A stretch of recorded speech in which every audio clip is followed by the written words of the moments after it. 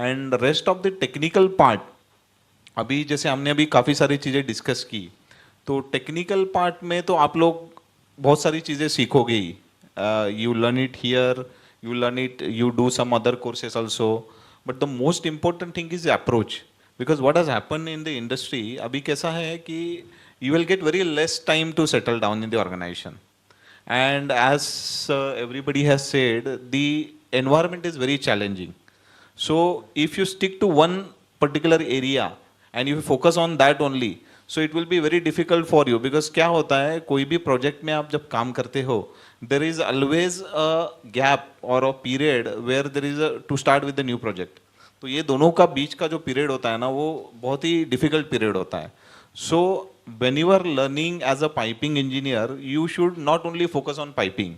You should talk about, like, if you have given a system and if you are doing the piping part of that, you should think about the processes also.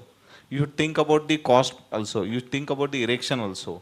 Because otherwise what will happen if you focus on the same area, after some years, say over the period of, say, आप 10-15 साल के बाद जब आप काम करोगे, तो nobody will expect you to design something.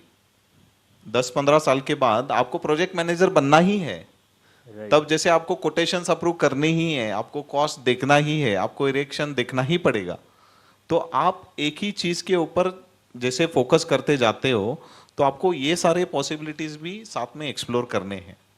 तो piping is a specialisation, but as and the most important thing जो मैंने अपने आज तक करियर में देखा, कि your qualification and the kind of work you will do over the time progresses is totally different. Right. So I would advise everyone to have some finance acumen also. जैसे मैंने कॉस्ट की बात की अभी, piping का कैसा cost है, क्या है.